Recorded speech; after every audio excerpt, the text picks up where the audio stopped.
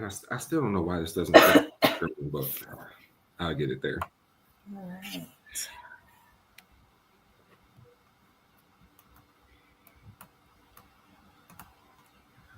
Welcome, everybody. This is episode number 25 of the Cabrini Kid podcast. I am your host, the champ, David Haywood. To my left, I have KP. What's up to the people?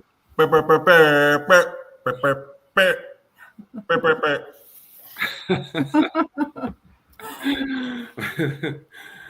right below us, we have the always lovely Kadriana here with us. Say what's up to the people. Hi everyone. Thanks for joining us. So today we're gonna switch gears because I know typically we talk a lot about relationships and interactions with people, and maybe this conversation will lead to that. But we are going to start today with something that is on a lot of people's timelines, something that a lot of people are talking about. We're gonna talk about the halftime performance at the Super Bowl by Kendrick Lamar. Has everybody in an uproar, from the president all the way down to the lady that was making popcorn at the stadium. Everybody has an opinion that has been weighing in on this halftime performance. So Kadriana, you are on the West Coast. You are in California. Yes. Even though the Super Bowl was not in California, it was in New Orleans. What did a California native doing the Super Bowl again, I guess, since Dr. Dre and Eminem and them did it, but what does a California native doing the Super Bowl mean for California? It was huge. Kendrick Lamar everybody loves him out here. Not everyone, but I do personally. So I thought everything about his performance was really good. I thought he did a good job. I thought it was a change of pace from what we're used to seeing at the Super Bowl, which is nice sometimes. And I thought the messaging behind it, I thought it was great. We thought it was great out here. Okay. Do you feel like he was the best choice for the Super Bowl? No, I do not think he was the best choice, because I think the Super Bowl audience, we have to think about the viewers. When you're thinking about the Super Bowl, it's one of the biggest nights in America. Mm-hmm. And I think Kendrick Lamar, with his rap, he's a little advanced. He has a message behind most of his songs, which is why a lot of us love him. But I think for the Super Bowl and the audience, I think it went over a lot of people's heads, and therefore it wasn't as entertaining as, say, J-Lo and Shakira was a couple years ago, with the lights, the dancing, and Mm-hmm. I think that's what people want to see at the Super Bowl. They want to see a performer. I think even Usher, it was wonderful. He's a performer. Kendrick Lamar is a rapper. He's a rapper. He's a rapper, not a performer. Not really a performer. KP, what did you think?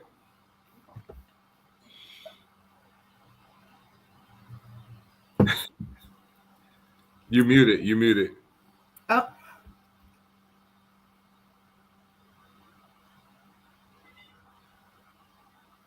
We can't hear you.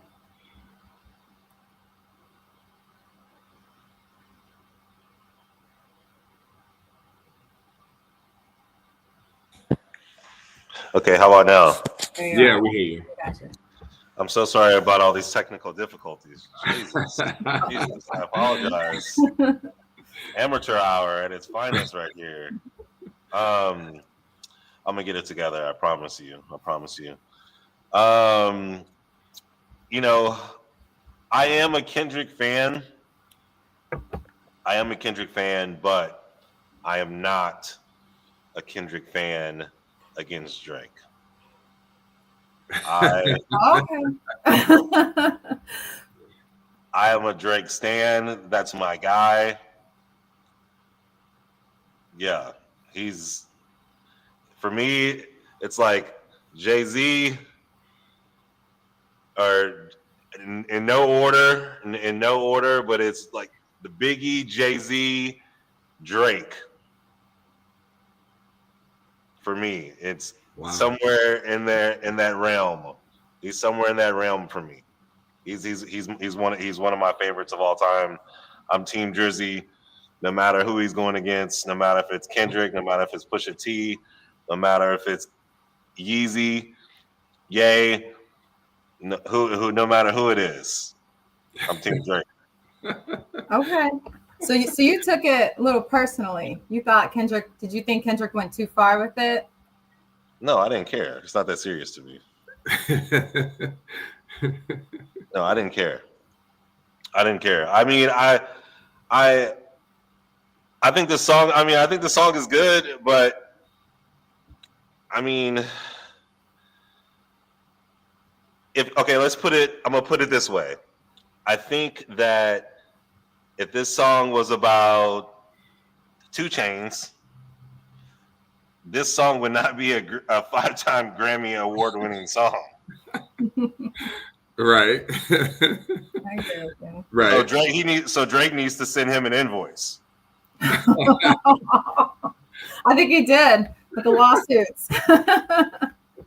I mean, if we're being real, like, I mean, if we're really thinking about it, like, if not for the beef, if Kendrick would, does anyone think that Kendrick would be on this run if not for the beef with Drake, or if he was beefing with someone else? No. If it wasn't for this beef, all we would have got out of Kendrick this year was the feature on that J. Cole song back in last February, March, April. That's all we would have got out of Kendrick this year. And this beef fueled his Q3 and his Q4 because all he had to focus on was that. He put out an album, which I'm sure he wrote in probably a week. Put an album out. And really built it around the song. Because he knows, well, everybody's going to buy the album if I put the song on the album. Yeah. And I want to preface this by saying I'm not a Drake fan. Like, I don't have no Drake on my playlist. But I am a student of the music business because I was in the music business for a while, right? As an artist, then moved into management, then moved into ownership. And so I look at things differently than the normal person on the street listening to it, right?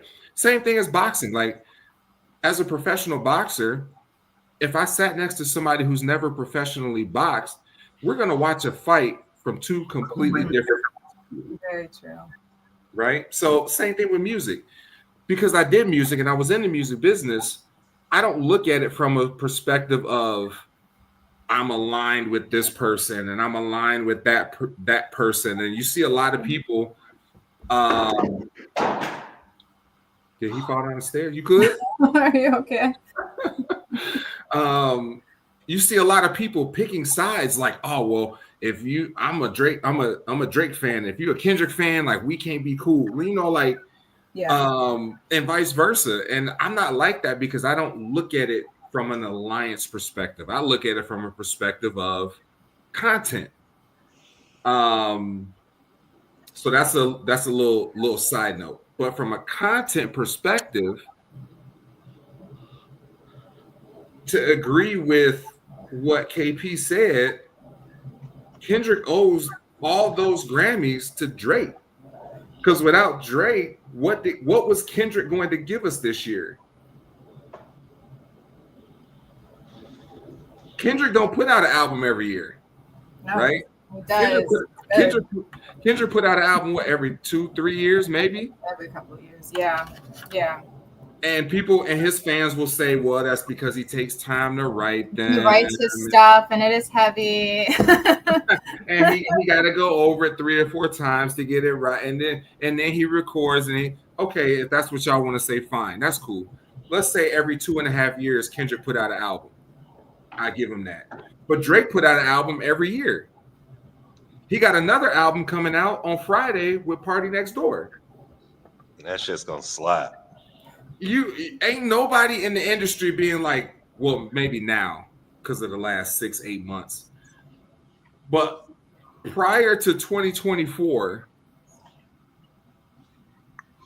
if there was an artist who the label was like, you got an unlimited budget, we need a hit single from you.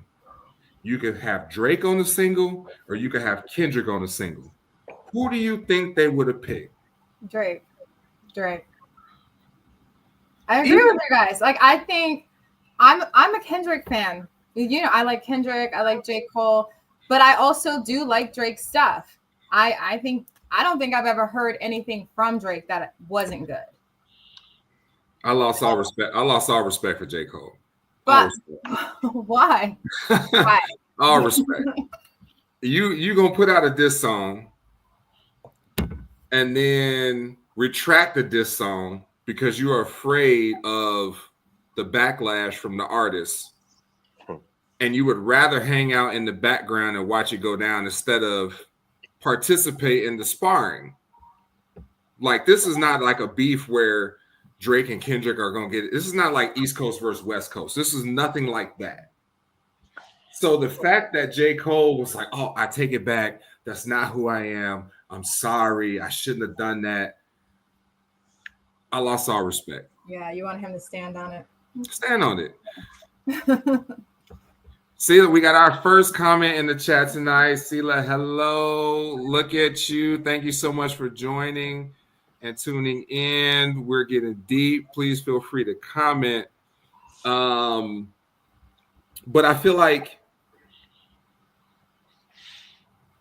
even with the success that Kendrick had, I feel like the conversation around his performance is not going to have the impact that it probably could, because I think a lot of the conversation has turned into, and me and Geneva were talking about this earlier, a lot of the conversation has turned into, I got the message, you didn't get the message, and you're stupid for not getting the message, as opposed to absorbing what the message actually was.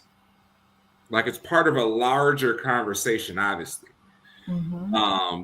The topics that he touched on, for sure. But I feel like it 100% got away from that. And the Drake fans are going to say nothing that Kendrick does is going to touch Drake, really. The Kendrick fans are going to say this is Drake's first rap beef L. And I probably would agree with that. Like, up until this, I think he was like probably like 6-0. Mm-hmm. Yep. Can't always be a winner. Can't always win. I mean, you can, because at the end of the day, who you think will have a better career? Just like LL versus Cannabis. Yeah, because I feel like Drake is like, he appeals to everybody. Where right. Kendrick is like a specific group of people that are Kendrick Lamar fans. Right. It's like Beyonce. It's like the Beyonce thing. You know? Right. And I know we were talking about that earlier. Like with Beyonce, I feel like she's really, like I said, I think that when she puts her mind to something, she's determined to do it. She says, hey, I'm gonna put out a pop album. She put out a pop album. Hey, I'm gonna put out a country album. She put out a country album. Hey, I'm gonna put out a hip hop album. She'll do it. I think she did like a techno, like, you know, like when she decides that she want to do something, she's gonna put her mind to it. She's gonna do it.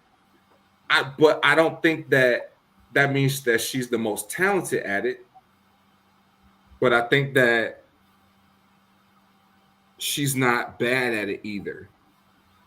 So when you are in the music industry, what do you think plays the most important role in whether or not an artist is going to be successful? Do you think it's talent, or do you think it's the marketability? Do you think that, what do you think it is? Because go ahead. Go ahead. Because I personally used to love Destiny's Child, grew up listening to Destiny's Child, but I would not say that I'm a Beyonce fan at all. I felt like she was better in the group to me, and I feel like solo, and don't come for me for this. I personally think Beyonce is overrated. I think she's a great performer. I think she is talented, but I think there's a lot of just as talented, if not more talented, female artists that don't have the platform that she has. Right. And I will agree with you on that, because I think that there's two different types of artists. There are recording artists and there are performing artists. Mm-hmm. If you want to make it big, you have to be a performing artist, because touring is where you make a lot of your money, and the record label, depending on your contract, they may get a lot of that money. But you have to be a product, and for you to have a product, people have to be attracted to you before they even hear you. So to answer your question, is it marketability versus skill? 100% is marketability, right? Because we can name 10 people who are better singers than Beyonce. We can name 10 people who are better dancers, whether it's choreographed or not, than Beyonce. But Beyonce is marketable, Yeah, definitely. Beyonce is very marketable. And when you have a machine behind you and pretty much an unlimited amount of money, you can do whatever you want to do, because if you're a new artist, right, Kadriana, let's say you're an artist and you walk into Def Jam and Def Jam says, we like you. We're going to give you an album, and your album is going to have a budget of $1 million. Now that's promo, that's studio time, that's traveling, that's paying your people in your street. That's everything is $1 million. You're limited to that $1 million. And we'll get to the payola side of that in a second, but you're limited to that $1 million. When you don't have that restriction and your husband's a billionaire, or you're with a record label that has super deep pockets, and you say, hey, who's the hottest artist out right now? Drake wants $2 million for a feature. Do it. Chris Brown wants $1 million for a feature. Do it. Whoever Timberland wants $1 million for a beat. Tell them we want 3. Mm-hmm. When you can do that package, that product is obviously going to be put to the front of the line. Me personally, for instance, I'm a big fan of Kehlani. Like, I love Kehlani. I think she's a great artist. Mm-hmm. But she will never have the pockets that a Beyonce has. So she won't ever have the reach that Beyonce has. Now, Kehlani has a lot of fans. Mm-hmm. She tours all around the world. She puts out an album from time to time.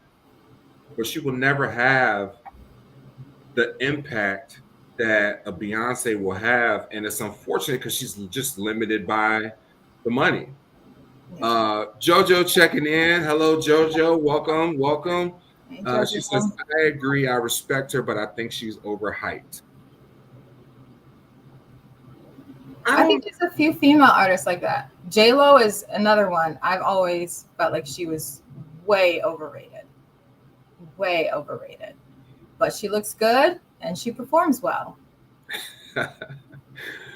KP, where do you feel Sexy Red fits into this conversation versus of talent versus marketability?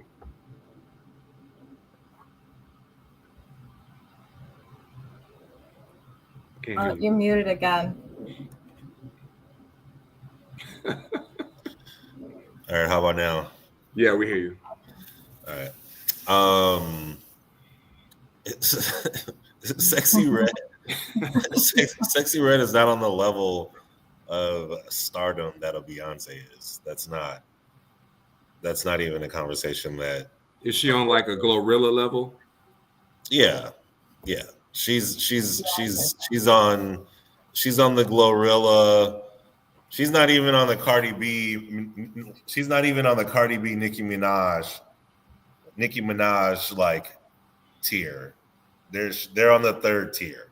They're on the Lotto, Glorilla, Sexy Red. That's that tier. Okay. And where do you think Doja Cat falls into that one? I'm sorry? Where do you think Doja Cat falls into that? That's a good one. Because I do like some Doja Cat. I'm not a big Doja Cat fan. I think she's a great musician, but I'm not a big fan. I think she's weird. Oh, see, that's why I love her. I love that weird shit. I think she's like C level. She's like with Kehlani because I feel like she kind of has a niche, but it's a very small niche. She has a very small niche. Like I feel like Kehlani attracts like a lot of maybe like the sexually ambiguous women.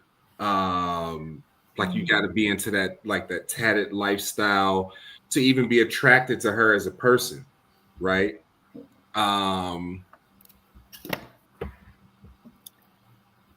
What does sexually ambiguous mean?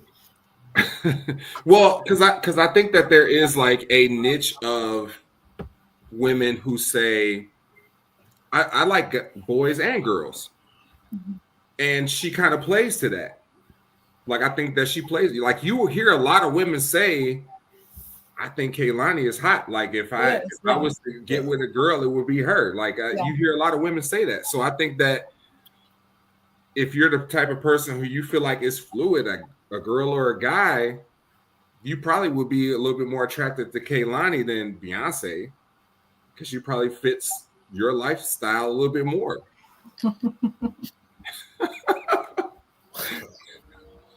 I can see that. I can see that. Open-minded women like Kehlani. Right, because Beyonce is just more clean, right? Straight arrow, like boring. No gray area. Boring. Right. Kind of boring. Yeah. Kehlani plays in a little bit more of that gray area, right? Doja Cat, like you kind of just don't really know what to make. See, that's why I like Doja Cat's in that area too. I think she's like with Kehlani. Women who like Kehlani usually like Doja Cat too. I think there's something about them. They just have this vibe. I don't know. It's sexy. It's sexy, but it's effortless sexy. It's got like a little right because that's who they are. Swag to them. Yeah. No, I don't agree with. I mean, I agree with the sexy part, but I don't agree with the that's who they are part. Doja Cat. You don't think they're actually like that in real life? I do. Man, she be shaving her head every other day. Yeah. And then she be drawing her eyebrows on all sideways. That's her. I love that because she's just so herself. Mm-hmm. She hasn't been molded into some cutesy pop like everybody else looks. Because that's how I think when I think of Beyonce, is that cute little moldy. So everybody likes you. So you can kind of fit into a broader range of people. But Beyonce's a business. They too could be a business. The whole industry. If they played the game. Yeah. If they played the game. Well, I mean. They just don't have the pockets that she has. I don't have anything against Doja Cat. I mean, her music I think she's a great musician. But like I said, and she's gorgeous. But I also think she's weird. What about Rihanna? Ugh. Where do we put Rihanna in? Number one. That is over. That Beyonce? Would be my Beyonce. Yeah, hell yeah. Which she hates. I know she hates that. If you know some history and some stories. Oh yeah. Yeah. Was she Becky with the good? No, I'm just kidding. I'm kidding. No. I disagree with that one too. Beyonce is. I think she's a better artist than I think Rihanna got out of the game right when she was at the top, and then she went to do the family thing. I think Rihanna could have. I think she is. I can't say Beyonce status because we know she's not, but I think she's very close. I love Rihanna. I love Rihanna. Everything. I wish she would give us more music. We're waiting. Well, I think that's the thing with Rihanna is that you see there are women who can juggle the different aspects of being a celebrity, right? Mm-hmm. But there are also women who decide to take time out to focus on different things. Yeah. Beyonce, I feel like, has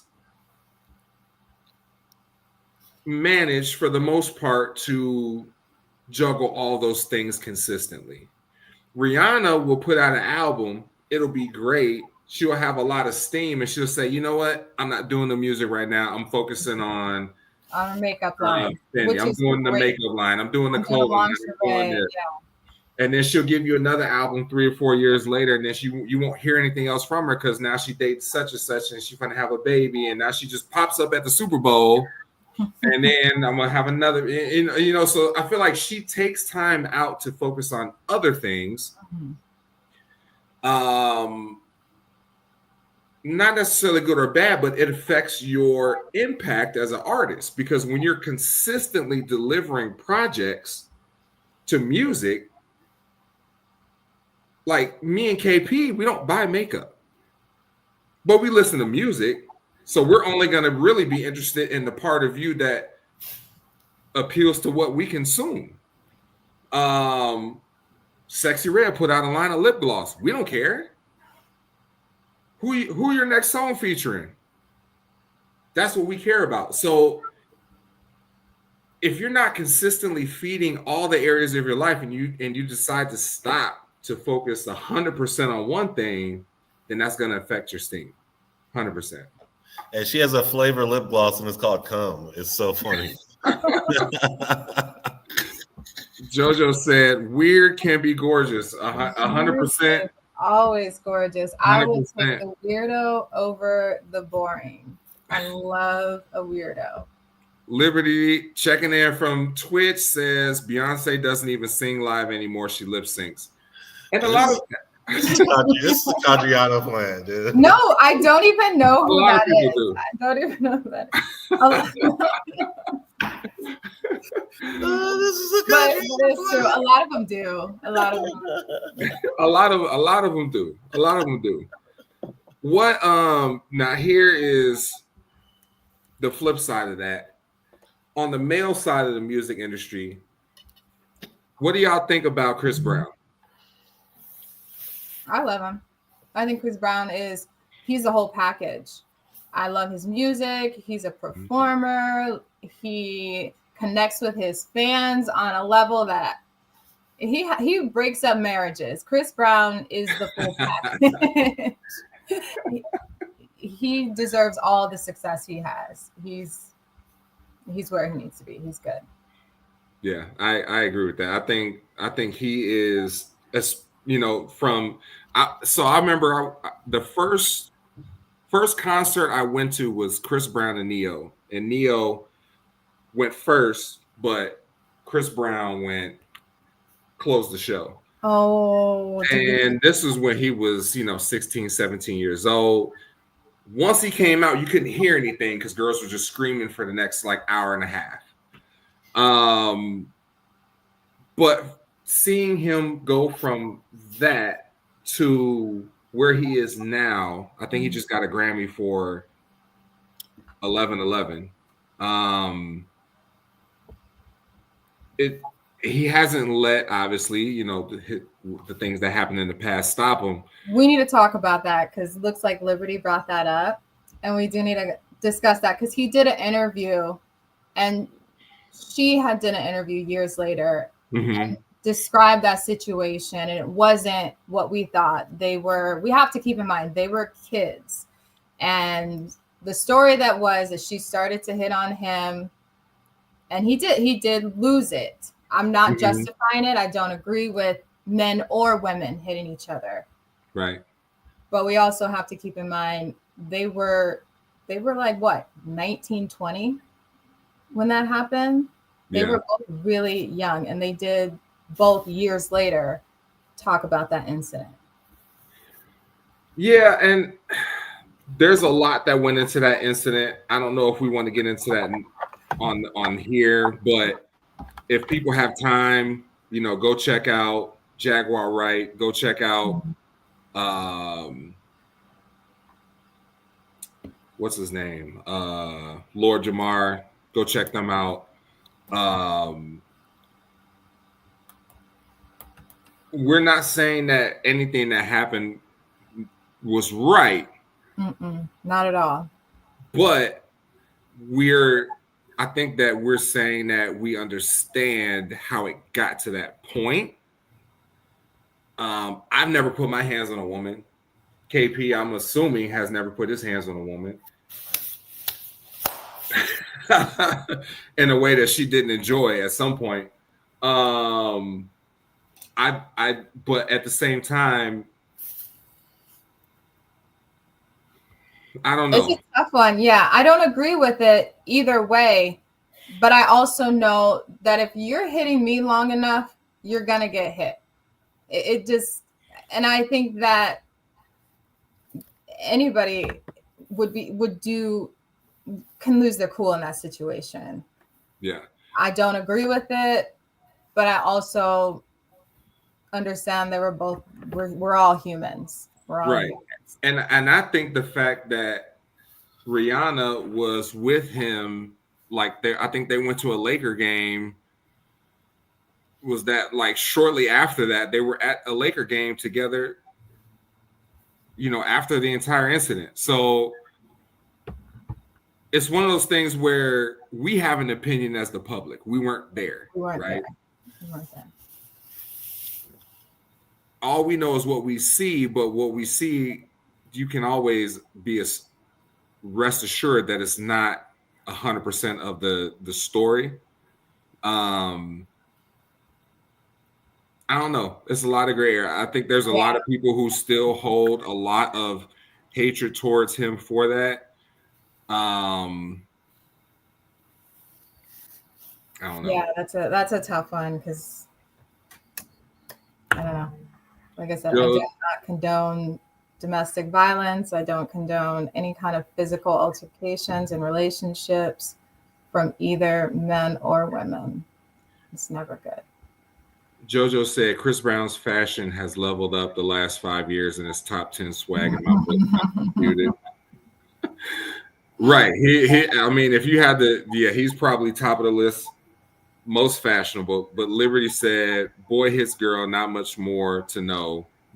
I disagree with that. There is a lot more to know if you don't know the story.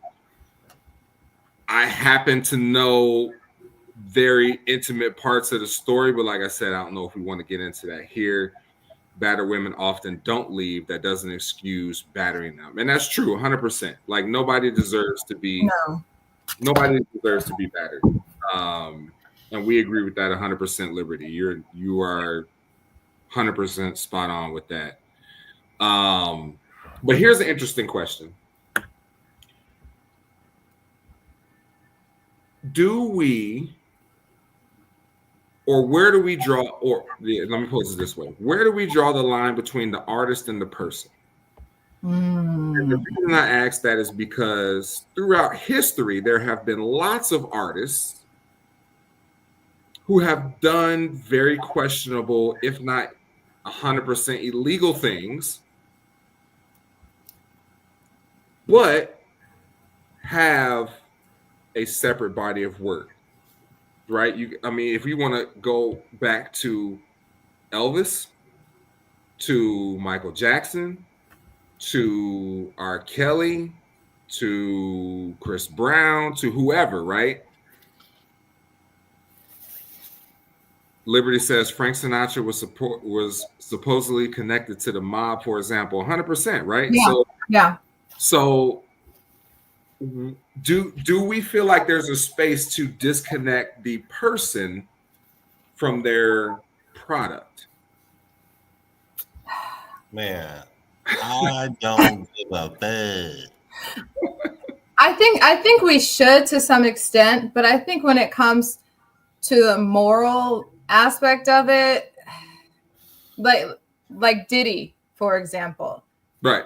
completely unacceptable. I just trash human. Excuse me. Sorry, guys. So I think anybody that's listening, a consumer, you have to separate the two, but you have to be realistic with it. Reasonable, I would say. But you have to separate the two, because one is a persona and one is who they are. What we see is not necessarily who they are. We see what they've been molded into for entertainment purposes. Man. KP was playing R. Kelly earlier today. Man, bumping R. Kelly. Ooh, ooh, ooh, ah, ah, ah. Yeah. See, for me, that's a tough one, because I did like R. Kelly, but all of that stuff, like, I can't support. I'll never support children's stuff. I can't get down with that. The same with Diddy. Diddy has some good songs. Bad Boy has some good records, but that's just unacceptable. Ooh, ooh, ooh, ah. People would say we need to know more before. Yeah. Yeah, and I agree with that, because I think that a product that somebody puts out for public consumption, in the persona of their artist self, like you said, is not the same as them as a person, right? Yeah. And if we had seen, I guess if people had known how Diddy, well, I guess people did know, but if the public had known how he was back in the Biggie days and the Mace days, and coming all the way up till now, would people still feel the same way about him? No, they may have distanced themselves, from him. I don't know. Like I don't think I would, me personally, I don't think that if like R. Kelly's, like if Ignition comes on the radio, I'm going to change the station because of what he did. Yeah. Now, if somebody says, well, you can't support that because of what he did and what he is in jail for, you can't support that, you can't listen to that. I don't know. I don't know if I agree with that. Now, you could take a stance on something that's very personal to you. That's understandable. Like Liberty just said, like Kanye. I have Jewish friends that have banished Kanye from their household. Mm-hmm. I get that. Right? Mm-hmm. Yeah. I'm from Chicago, and I don't even really listen to Kanye. I have back in the past, like when I was in, high school and college. I don't listen to him now. And I think for the people who say, like, you know what, I have to draw a line with this because of what this person did, like, I get that. 100% I get that. But I also don't know if it comes down to you don't have a strong stance on something until it personally affects you. I don't know. So I'm not going to necessarily change the channel, but I'm not going to download any more of the music.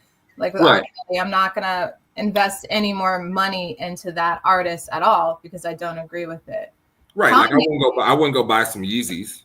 Yeah, no. Kanye's getting hard to defend because I used to like Kanye. Like when Kanye first came out and before he got wrapped up in the Kardashian mess, we all have to admit he was a really good artist. he was a really good artist. He put out some good stuff. He was good. Great. But now he's just, Kanye is, I don't even know what he's doing. One day he's bipolar, the next day it's because he's autistic. I think Kanye trolls everybody. I think it's just a big game to him to see how far he can push the limits. Right. It's a power thing for him. He wants to see just how powerful he is. And as we saw with his recent sales, he still has a big pull. And whatever he does, people are always going to jump on that. But I disagree with everything he is doing now. I don't even know why he is. No, we do know why. Kanye likes the attention. Like, he likes the attention. It's the attention. It's just to say that he can get away with stuff. Isn't Kanye is a Gemini too, isn't he? Is he? I would not be surprised. I think Kendrick's a Gemini too. He is. Let's see. What is Kanye? Yes, he's a Gemini. What do you expect? Some of the most intelligent people that I think Geminis are too smart for their own good. They're so smart, they start getting bored. They start just. We don't have enough outlets. Yeah. For our creativity. I've never met a dumb Gemini. If anything, I would stand and say they are the smartest signs of all the zodiac. They are one of the smartest because the way that their brains operate and stuff, but it's too much. You need to get more outlets. KP, you don't agree? I don't agree with that whatsoever. There's only one superior zodiac sign over everybody else. And we know what zodiac sign that is. Right, Gemini. No. We know what zodiac sign that is. It's the zodiac sign that the women love and the men want to be like. Geminis. No. Not even close. Not even close. Yeah. You guys got a little thing, but JoJo said Pisces. We love our Pisces. We do. Little sweethearts. Little emo sweethearts. Isn't Pisces a fish? Yes. Pisces are the sweetest. I love them. I love water signs because they're so emotional and soft. Ain't they that the bring truth? out the softer side of me. I am not. Ain't that the truth? Right. That's right. That's right up y'all alley. That's exactly what y'all want. A soft man. That's what y'all want, a soft man. You know what? When I want a guy that's gonna give me a little bit of pushback, I will say my Leo friends are the ones that they'll give it to me. They're the only ones that'll give it to me. Pushback. Yes. Yeah. Sometimes I need to be told no. Let's talk about that, because I feel like as a man who now at 41 years old, I'll be 42 this year. I feel like I've seen the shift, and KP, maybe you can agree with this, even though you're a few years younger than me, because I know you said you're 41, but I don't believe that. I've seen the shift from wanting a manly man to wanting a softer, more effeminate man. Now women are saying, I don't want the effeminate man. Now I want a strong man. Is it because when y'all got the soft man, y'all just like, wow, this is terrible. That's not what I want. This is not what I thought it was going to be like. I wanted a man that was going to be emotional and open and listen to me and talk. And this is what I wanted. And then when y'all got that, you're like, this is like dating another woman.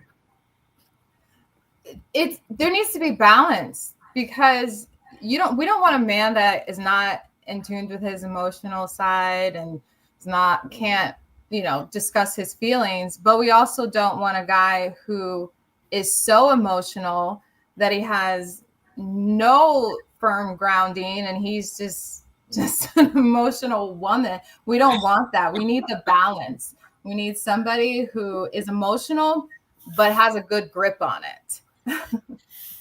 JoJo said, why not be both? Yes, we do. Because you're not wired to be both. I think you guys, I think everybody is. I think everybody is. I think it's just a matter of whether you want to go there, because having to tap into your emotional side, you have to be more vulnerable. And most men have an unhealthy relationship with vulnerability, so they just avoid it at all costs. Geneva said, no, we want a strong man that is emotionally intelligent. Exactly. That is it. That is it. Look at KP. And you can do both. What is your definition of emotionally intelligent? Somebody who, so I've been fortunate that I've seen guys who are very emotionally intelligent and guys who are not. The more emotionally intelligent guys are ones that they can sit with their feelings, they can discuss their feelings, they can sit with your feelings and not get defensive and not dismiss the feelings and the conversations, but they're open to it. And you can tell them, hey, I didn't like how you did that. And instead of them, well, you're the problem, they listen and they see it from your perspective, and you can have an emotionally intelligent conversation. Where some guys who want to be masculine are like, oh, nope, we're not having this conversation. That's weak to me. That is the definition of a weak man.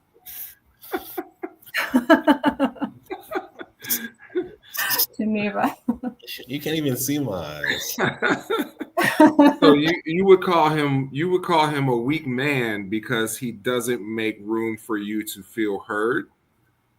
He doesn't make room for himself to be emotionally vulnerable, or me. Women, we crave that. When we have a man that's emotionally intelligent, we're at our best, because then we can be ourselves. We can discuss things that we might not feel comfortable discussing otherwise.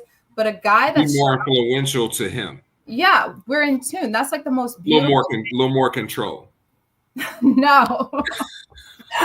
Now you're just putting words.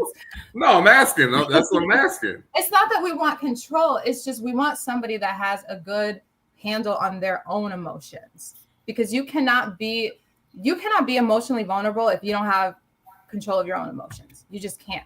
I don't think anybody can show up to a relationship and be in a healthy space if they're not open to that. It's a breeding ground for toxicity. It just is. What does JoJo say? JoJo says, aware of your faults, not gaslighting when you're incorrect, respecting boundaries. Yes. Heavy on the gaslighting. So let me ask you this. So let me ask you this. So when someone says, so how does one know what is too much of being quote unquote emotionally intelligent? Because you said that most women want someone who is emotionally intelligent, but then when that person is very emotionally intelligent, sometimes some women find an issue with that emotional intelligence. Because there's an aspect of that, to piggyback off what KP says. There's an aspect of emotional intelligence that's accountability. Mm-hmm. So when he says, I'm aware how what you did makes me feel, but here's why what you did was inappropriate, that's the accountability aspect of it. Yeah. And I think that if you ask a lot of men, what's a big issue in your interactions with women, is accountability. It's, hey, I'm telling you, I don't like that you did XYZ. And the woman's response is not acknowledgement, not, I'm sorry I did this, I'm sorry I did that. It's, well, you did blank, or I feel blank, or you're not giving me blank, or, it's not accountability of, yes, I shouldn't have done that. And that is a very good point, because I had a man that was like that. Because I'm very, like I said, I will admit my faults, and I did the same thing. Okay, I see where I went wrong. I apologize. I shouldn't have did that. And the whole time he was, well, you also did this. Well, you did this because of that. And so I definitely, anybody who does that, women, because you guys are talking about women doing that, that makes it difficult. At that point, somebody's going to shut down, because there's no conversation. You have to accept accountability. You have to. It's not tit for tat, or, well, you did this, so you just have to. But let me ask you this. As a woman, do you think that most women, or do you think as a woman that you do a good job of accepting accountability for most things? 100%. I've gone to therapy. I've worked on that. So I know, for me, I can honestly say yes. Your therapist said you got a handle on this. You are good to go. We don't need to meet next week. It's a work in progress, but yes, I am very self-aware, because I just had an incident with a man where I was the more self-aware. He came, I didn't like how you did this, this, this. I acknowledged what I did that upset him, apologized, but that wasn't good enough for him. He wanted to tell me why I did it. He wanted to put words into you must have meant this. You're too smart to. And I'm like, I said what I said. And that's when you start to get defensive. And then, so I can see it from a man's perspective, that I do think a lot of women have a hard time, because we don't want to feel attacked. And I think some people, when they're not quite there yet, or they're still working on being more self-aware, every confrontation feels like an attack, a personal attack. And that's not a healthy mindset to be in. Yes, I remember seeing a meme on Facebook or Instagram that said accountability feels like an attack when you're not ready to be receptive to the information. Yep.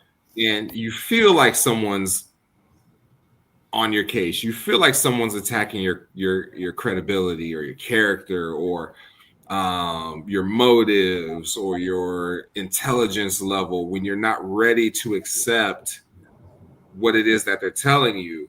And I agree with that 100%. And I think that's for men and women. I think men and women probably have that, because I think if you ask a lot of women, Geneva, JoJo, Zila, if she's still in the chat, will tell you that if anytime they have an opportunity to check a man on something he said or he did, he was, oh, well, it was because you did this and blah, blah, So they can tell you it's for men too. But I think it's because a lot of men have trouble with giving what they expect. And that's just like in the soft skills, like the emotional skills, right? Giving what you expect. Geneva said, or I'm assuming she meant, or tell them to fuck off. That's or Geneva, or. You know what she meant. Or. Geneva be rage typing sometimes. I struggle to this. KB.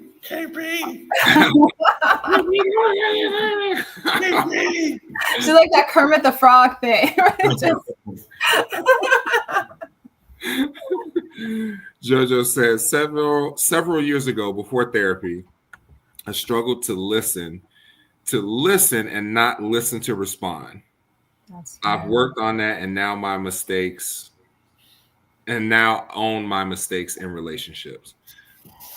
And I think that's a huge thing, because I think a lot of people don't own it. Like, I've looked back on relationships that I was in, and when you're in it, you have a certain perspective. But once you're out of it, you have a different perspective. And it's up to you to do the work with that perspective, right?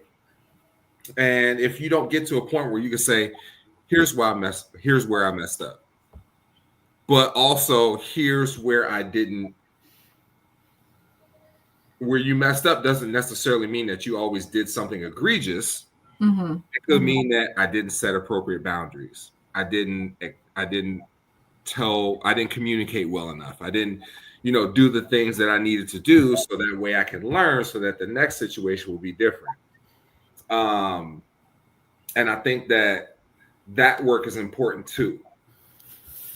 I'm not one of those people that are 100% sold on like therapies, thinking that you need to go outside to get someone else to tell you what to do, because I think that you can become emotionally intelligent on your own, but that's also comes with maturity as well.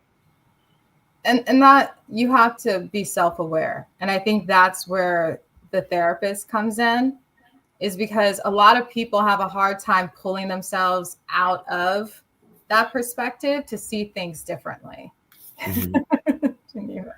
Geneva has had a long history with a lot of Leos. Oh. So I feel like it's her personal mission to antagonize a Leo intentionally. It's our pleasure she's in our presence. Therapy is my supporting environment. Yeah. Because sometimes that extra perspective is needed. That's why girls go to their friends. I don't know. Do guys talk to their friends about issues? Do you guys do that? Yeah, but you have to know what friend to go to for what That is advice. So true. Yes. Yes. Don't go to the bitter friend, because you will never get good advice. No. Yeah. You have to know what friend to go to about the issue, because I have guy friends that if I'm going through something in my relationship, they'll say, forget about her, let's go out. Mm-hmm. But I also have friends that'll say, let's analyze the issue. Start from this morning? What happened? Like, I have friends like that too. So you have to know what friend to go to for what. As a guy, I know that. Mm-hmm. I'm assuming it's the same way for women. I don't know. You have to. It is, but you also have to, when you're going to your friends for advice, you have to look at that friend, ask yourself, would I want to live their life? And am I going to get the best advice from them? That's why, not to bring up the zodiac sign again, but I have one friend in particular. She's my best friend. She's a Leo. And I know that when I go to her, I might not get what I want to hear. She is not going to sugarcoat it to me. And if I'm in the wrong, she is going to tell me. And there has been times when I was in relationships where she was like, no, that was you. That was you. And it sucked. I was like, what? But I need that. Everybody needs that friend. Because if you have a bunch of friends that are always going to take your side, regardless of what you did, or those aren't the type of friends you need to go to for advice.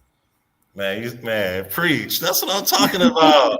Or you could be a Gemini and just never be in the wrong. Oh my goodness, right?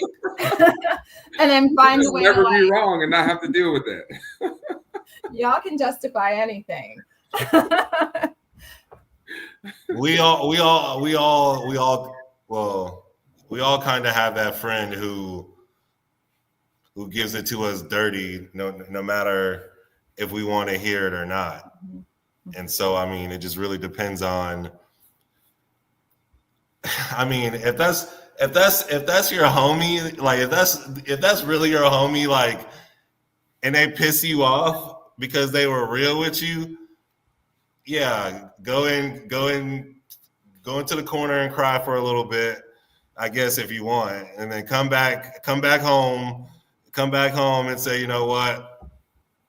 After I thought about it, you was right.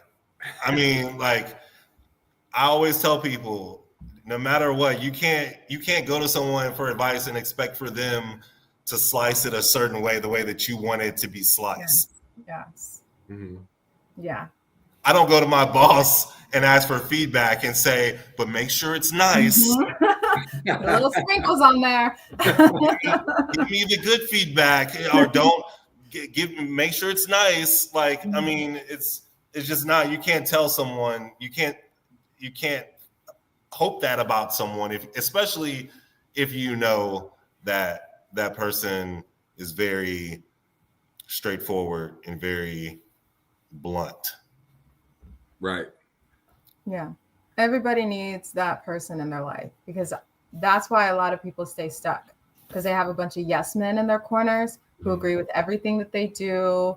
They don't help them become better. And that's not, why would you want that in your life? Well, and I think too, like, you also can recognize if you are that person for someone else, if you see them going through something and you didn't get that call, where you see them going through something, and you say, he didn't reach out to me because he knew what I would say, or she didn't reach out to me because she knew what I was going to say in this situation. And you can recognize that you're that person for them. And I feel like it doesn't necessarily mean that they don't value your friendship any less. They just know, I needed to hear a yes on this. Mm-hmm. And I couldn't tell you about it because I knew what your stance was going to be. But I'm also not the type of person who would go to them and say that. Because for me, I want people I want my friends to feel, I want them to know I got their back, but I also want them to know that they can come to me for anything. Thanks. At any time. Mm-hmm. So like if KP is in a situation where, let's say he's dating a girl and it's out of control, and he decides he's going to post on Facebook, hey, I decided to get engaged to such and such. I know that KP didn't reach out to me beforehand because he knows what I'm going to say to him. Mm-hmm. But I don't think that means that he and I are any less friends. He just knows that he wasn't going to get the yes from me in that situation that he probably was looking for. He may have reached out to one of his other friends and was just like, yeah, propose to her. I'll be there. I'll hold the camera so you can do what you need to do. So I also think that if we have those friends that we would reach out to in those instances, but we also have ways that we can recognize that we're those people for other people by how they reach out to us. You will have friends that reach out and they want your honest opinion. And then you'll have friends who don't reach out, but you see it unfold. Yeah. Either way, and you know why they didn't reach out. Yeah. Yeah. Because they didn't want the truth. They want the truth. They didn't want the truth. But everybody has those types of friends. You have friends for different things. You know, I have my girlfriend that I go to when I want relationship advice. I have my girlfriend that I go to when I need parenting advice. You have your different friends fall into the different categories. But for me, my top tiers are the ones that are going to give it to me, who are going to help me be better. And I'd rather have the truth all the time. Even if it hurts. Even if it hurts. Because it's not personal. Like, I'm not going to look at my friend and be like, I don't like you now because you told me the truth. Like, I need it. It's not personal.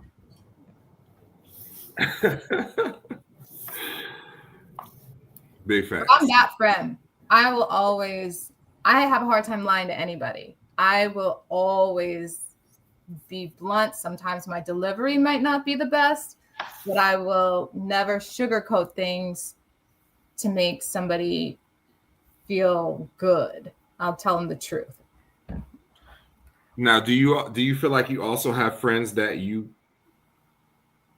may not pour into in those instances because you know they're not going to listen? 100%. Yes. Like, I have so many friends like that. Right, like she keep going back to the same dude, KP. Like, oh, he keep doing this. Yeah. next time he reaches out to me, I'm just not even going to dive into it that deep with him because he's not going to listen. He's going to do what he want to do anyway. Yeah, I got it. Yeah. And I've been that friend. I have been that friend that's just I went through like, I'm just going to do what I want. My friend's like, no, this is a red flag. No, you don't know him like I know him. And it's different this time. And yeah, I have been that friend. He ain't mean it like that. Yeah, he was going through something. He didn't mean that. I hate him first.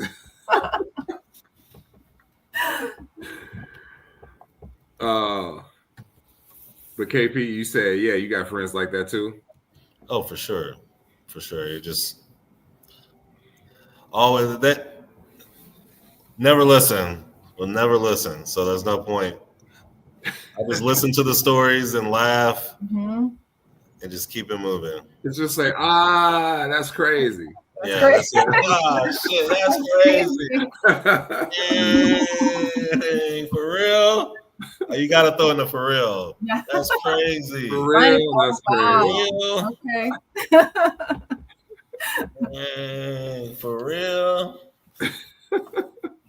Yeah, you gotta throw in a couple of those, but you know, it's like my friend group back home. Like we talk a lot of shit to each other, like a lot. Like we be joning on each other all the time. Like once we start, we don't stop. My friend group here, like as soon as I start to talk shit, like they just close down. Like sometimes I'll purposely like try to instigate shit just to spice some shit up. Like just like, damn, man, I'm just trying to enjoy it and like talk some shit, man. Like, but I got this one friend. He'll go round for round with me, and I love it. And we be going at it just because I love just like picking at him sometimes, and he'll do it back to me on purpose. But yeah, you got to know who your friends that you can talk shit to, who your friends that you can, be gentle with, so on and so forth. Me personally, I mean, I try to keep it dirty all the time, but I do have, I know when sometimes it just depends on the person. But sometimes I can be super, super like gentle and coddly, but then there's other people where I'm just like, listen, I've seen this mistake happen. I've seen this episode about 10 times. So some people like it, some people don't. But I also feel as if I think that if those type of people, and I won't even necessarily say friends, but sometimes they could be like, oh, I don't want to be around this person because this person is so straightforward, is so blunt, things of that nature. Because that could be somewhat intimidating to someone because, of anything. And I'm not someone, I'm a very polished individual. So like, I know how to read the room, but if a friend like joke at me and if we're around some females, I'll take that hit. Whereas some friends, if you joke with them, they'll get pissed off. And then, feel like you're trying to hate on them or something. Yeah. So, I mean, and it's crazy. And I'm like, oh, so you can talk shit, but then as soon as I do it, it's a problem. Like it's crazy. It's crazy. I feel like growing up in Chicago and going to the grammar school I did, going to the high school I did, we roasted each other all day, every day. And there's a different level of interaction when you're in that environment, because I remember in the beginning, it affected me. I was hurt by some of the things that people would say. But once you start giving it back, then you realize it's not necessarily to be hurtful. It's just a way of interaction, and you can't carry that into, I learned that in adult life. Like, you can't interact with everybody that way to an extent, because you have to know who you can joke with. And I feel like as a guy, you hear women say all the time, like, oh, like my love language is I want to be able to roast my significant other. I feel like JoJo probably would be one of these people that's like, I feel like I want to be able to roast my significant other. But some people come from an environment where they're not going to stop, right? I give everybody like one or two. You might say, I'm like, all right, that's your one. You might be like, okay, that was kind of funny. That's you, but you better stop. And that third roast comes around, and you be like, okay, now hold on now. Like, I wasn't gonna say nothing about this, but now I gotta address, and Right. But you have to know Yeah. where to go there with somebody. And like my really good friends, my close friends, we could do that. Like, I would never go there with somebody who I feel like I don't have that type of relationship, or we haven't forged that type of relationship, because roasting is not personal. Like, I'm not saying it to hurt your feelings. It's just joking around and interacting. Yeah, But it's a way of building camaraderie. Right. And if the other person is not used to that, they might get hurt. Yeah. See, women, we're the opposite. Women that are like that, I cannot hang out with. I cannot especially when it's towards other women. Now, towards men, that's funny. I don't mind that, especially if the guy's doing it back. But women who do that to other women, I always feel like there's an underlying where they're just trying to get under your skin. The jokes are not as funny. It's sarcasm. It's like assholery hidden in sarcasm. So you take offense to the roasting.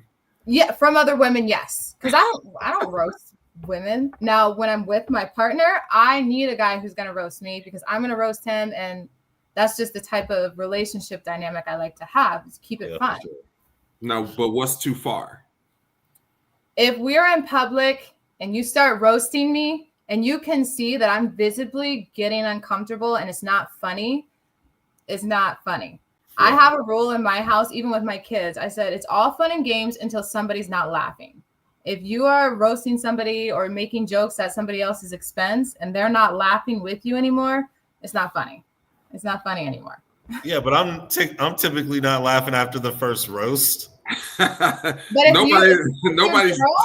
one's laughing at that point. Well, because if I give it back on to at you, that point. If I give it back to you, okay, it's harmless. But if you keep going, and you can tell by somebody's body language whether or not they're feeling it. Like you said, you know which friends you can do that with and which ones you can't.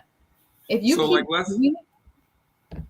so let's say like you're out with your guy and y'all are out. Let's say y'all just having lunch somewhere on the patio outside, blah, blah, blah.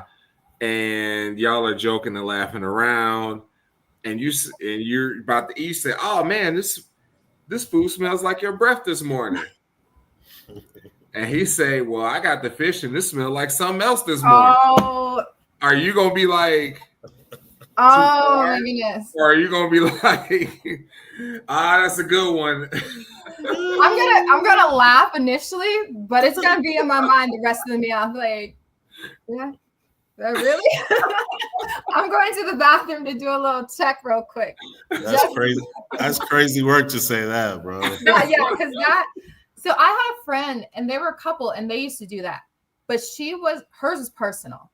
Every time we would get drinking, she would always roast him. And it would get personal, and then she would jab his intellect.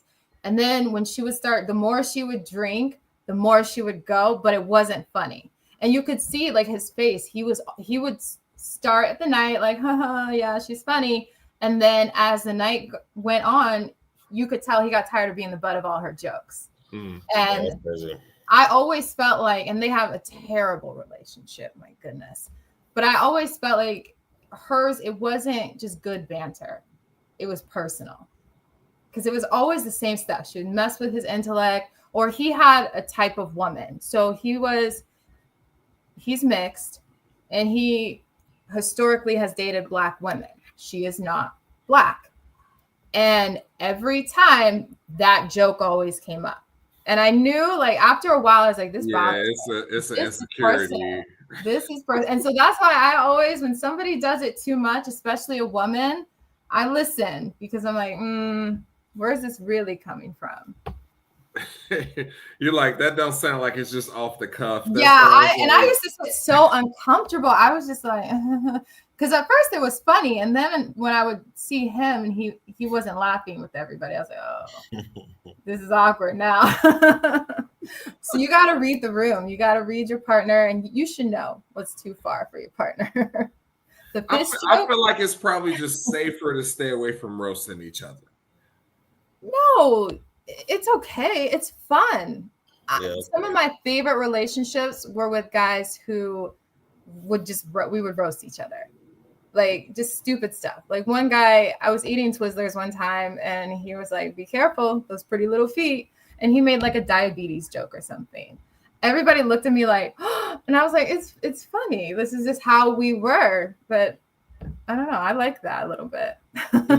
He's not a professional roaster, because he could have. Yeah, he would always it was just dumb. But I think he knew enough not to tell me a sandwich smelled like me, or like a fish sandwich. He knew better than to do all that. So he was trying to say, so he was scared. He was a scared roaster. No, he was respectful. He was. Oh yeah, I don't think I would ever say that. Yeah, that's. I think a vagina smell is a really tough topic. That's a personal thing. But is a penis size a tough topic? Oh, I wouldn't joke about a guy's penis, especially if I knew he wasn't that big, I would never joke about that. What's too small for you? Like, if y'all was at a party and they had Vienna sausages and barbecue sauce, like, look, babe, they thought of you. I wouldn't. No. And he's like, okay, that's your one. That's too far. I would never. No. What's the smallest you've had? The smallest? Yeah. Like fully? Yeah. Oh, probably maybe 6 inches. Maybe. This is smallest. That's crazy. Why David got all those shots ready? Because I tell you, we grew up roasting. We literally grew up roasting. Like, when I got to college, I had to stop roasting people because they didn't come from that background. Like, you got like KP said, you got to read the room. Mm-hmm. So if you get in a room full of people and you're like, damn, I can't say nothing about his shoes, he might take it personally. You just kind of get out of the habit, but you never forget how to do it. That's why it's being online is not a safe space, because when people get crazy and they start talking crazy to you online, you don't be upset, but you're witty, and you can be witty with people online, which makes them even more upset. And you're not getting upset. Yeah. But I just know, like, you're not gonna say nothing to me online that's gonna upset me, but be ready for the response. But back to what Kadriana said. You said maybe 6. Maybe 6, yeah. He said he was 6. Maybe 6. Was he elite? He said he was 6, or it was? He said he was 6, but I don't think that was 6 inches. I think that was more like 5-ish. What's the average real penis size in America is like what, like 5 inches? Okay, so he was average then. So he was average. Jojo already did the work and looked it up. Jojo already knows.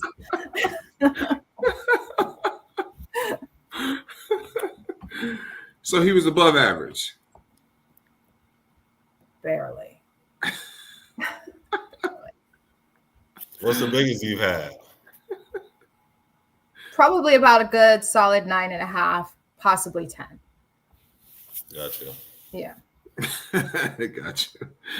Damn, fucking Big Dick Daddy over there. Why are we talking about it? We're adults, right? Yeah. Does it matter? Yes, Size matters. it does. Over Why is personality, Oh, being a I provider, don't know what size they being have. a good No, dude. no. I'm saying like if I had a preference, would I prefer a certain size? Yes. But it doesn't matter. I'm not gonna ask a guy. I don't ask a guy, hey, how big is your dick? Like I don't. So you just be surprised. Yes. So And- by the time you You can tell. We can tell.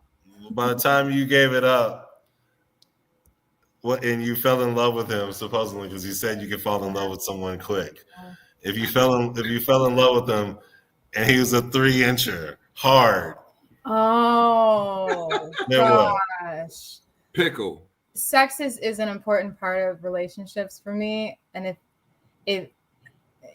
if he can find ways to like make it great, okay. But But at that point, you getting down to the nitty gritty. Like by the time you get to that point, you are probably 10 seconds away from insertion. You don't know if if he's an adult, he's figured out. I'm sure he has a game plan, but you don't know. All you know is, or do like, do you like? How do you see it beforehand? Are you just like? you can tell. So like for me, I swear on this. Guys that are larger, there is like an energy. Like I can always tell. They don't talk about it. They are just like so nonchalant about sex. The ones that are so nonchalant about it are the ones that are the best. The best. The ones that talk a big game, oh, I can do this, I can do that, are usually the worst with the smaller area. There's something, it's like that BDE is a very real thing. It's a very real thing. You can tell. Like I was not surprised that he was not well endowed because he talked about it too much. He talked about it too much, how he was gonna rock my world and it was gonna be the best I ever had. And girl, them socks gonna fly straight. I wouldn't be walking straight for a while. Like he said all of that, and yeah. So how about someone who said all of that and did all of that? I haven't had any that have. The ones that have done all that just don't talk about it. They just show, like they surprise me. Jojo said you got to ask for the picture. At what point? When do you ask for that?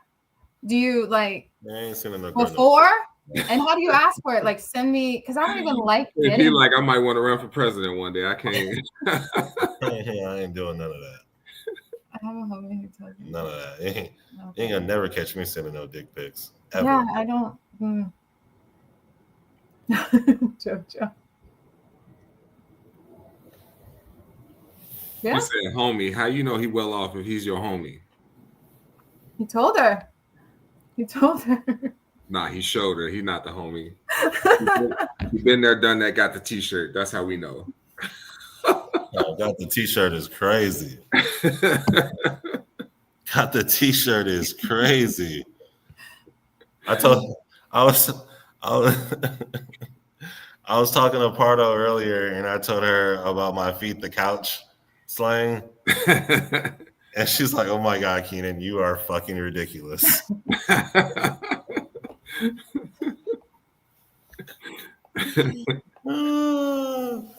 Oh man, no, but that's crazy though. Yeah, so you're getting rid of dude if he's got a shrimper. I didn't say I was getting rid of him, but maybe he's good at other stuff. Gotcha. So Maybe. as long as he's looking at thing, you don't got to stick Yeah, that. but that's not enough. That's not enough. No, so It's great, good starting point, but it's not enough. Gotcha. So you're gonna break up with him after you were in love with him over sex. Is that what you're telling me?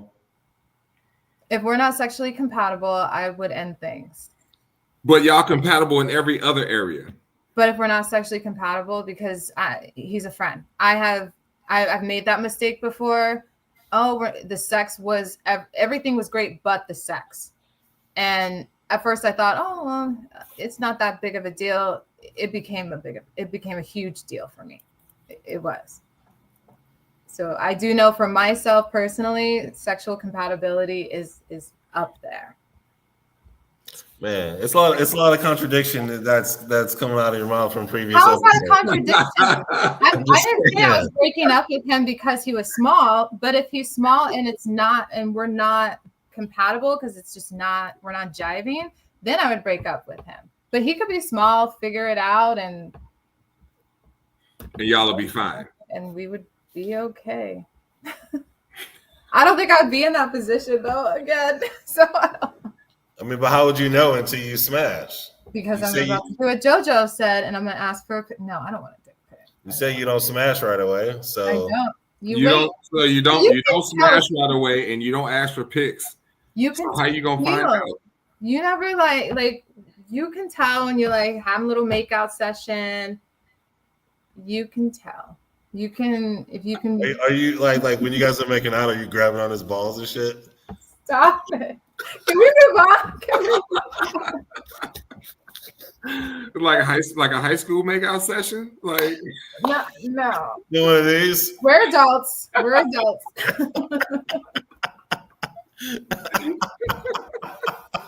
Oh my god. Anyways. Oh my god. Oh man, that's crazy. That's crazy. Man, that makes me want to titty fuck now, like old school. I remember titty fucking back in the day. That shit was. You never said. Oh my god. You never titty fucked nobody? No. Oh my god, that is crazy. In 41 years, you've never done that. No. Never? Wow. No. It's A to B. Man. It's A to B. Hey, you got a titty fuck, bro. Titty fuck is. That's when you're scared of getting caught. Oh my goodness. No, titty fucking is the precursor to the smash. You can just get that first little nut off, and just like the first little nut up, splash all up in her chin and shit like that. The next thing you know, that next time you're ready to go.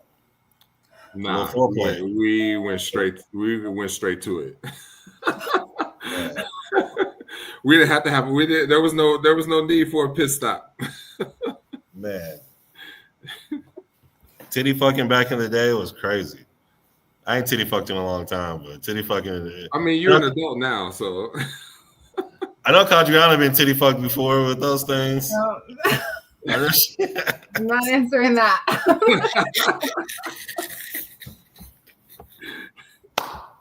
Yes. Most girls with fake boobs, they love being titty fucked, bro. Girls with fake boobs, they love being titty fucked. And it feels, I mean, girls with real boobs too, but I'm telling you, man. KP, do you ever feel like you have been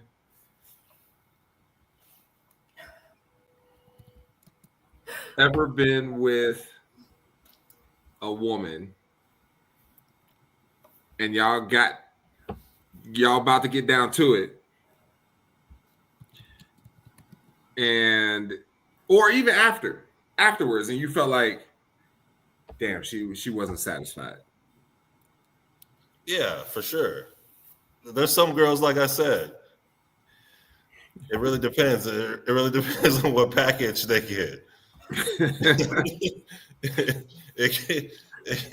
It could be the local package, whereas if they're fighting on local TV, that's free. That's the free package. That's the Friday night.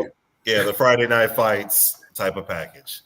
Then they could potentially get the ESPN package, where of course that's premium cable. You have to pay for that in most cable areas. You have to pay for that. So they might get the ESPN fight. Then I just put a new tier in there. They might get the Netflix. Pay-per-view. No, they might get the Netflix. They might get the Netflix fight, but then if it's really time to go to Pound Town, that's when you go get the pay-per-view fight, and you got to go all out, and you got to show them what's really good.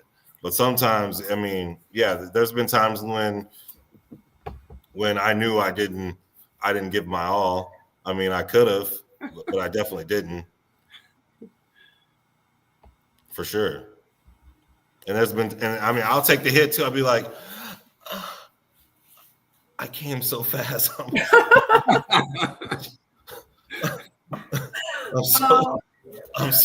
I know. Well, what did I do? Can I do something to do? Can I be better next time? She said, "Ain't no next time." That's okay. Then I can fall back on all reliable. Oh my goodness. You know what all reliable is? What's all reliable, Kadriana? We all have one. We all have that one. No. Oh, I thought you meant the person, because for me, No. that's what that means. No, it's the same. It's the same. What is that? I still smashed.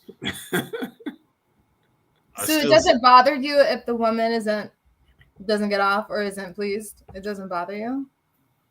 Because it bothers me. But I put 100% in every time. There is no packages. Like for me, it's top tier. It for me, it really depends. Do I care most of the time? I do, because like sometimes I go into with the competitor's mindset. Like I want to be in the group chat tomorrow. Like I want to be in the group chat tomorrow. But then again, sometimes I'm just like, fuck yeah, I want to be in a group chat for a funny reason. Sometimes I just want to get mine, and I don't really care. Like sometimes, and I'll take the hit. Like I said, I'll take it. But then there's other times when I want to go out and I want to be him. I want to do some porn star shit. I want to fuck in the elevator. I want to fuck in a drive-through or I want to get head in a drive-through of Panda Express while I'm ordering fucking a number 2 bowl, which has absolutely happened before. Absolutely happened before. Late at night, I was getting head in a Panda Express drive-through, ordering food for the both of us. Every time I go past the Panda, I take a picture of it and I send it to her, and she smile, and we just like always have a joke about it. Because you don't cut nobody off.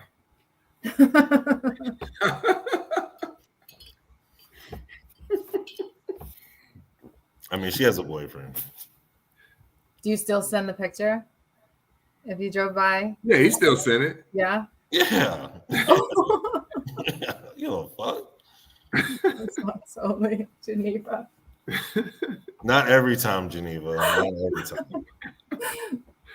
I'm definitely not selfish. Not for the right person. Yeah, I'm a giver. So for me, like every time. Yeah, you said it was wifey treatment off top. Yeah. If I'm sleeping with you, you're getting good treatment. He getting the whole kicking package. He's getting the full solution. He's getting the full thing. Clearly, he's got something that is worth me sleeping with him. So I will not disappoint. Yeah, but it's. Yeah, but you don't know if he's potentially smashing someone else. And that's true. That's the risk that we all have to take in modern dating. I know, but doesn't that suck? Like I'm being No, like. what's that got to do with me in that moment? Like he might be getting it from somewhere else. I don't know, but I know that when he's getting it from me, he's getting it good. Okay. Do you feel like do you feel like you're the prize? Oh my God. I hate that term, but yes. I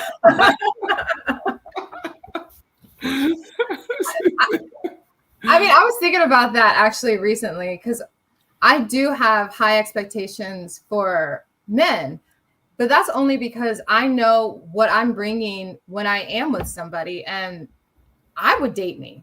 I absolutely would date me. The good, the bad. I'm a great partner. A great partner. When I'm in love, I am all in. I am all KP, about. KP is going back through the episodes in his mind. I am a good catch. I know I am.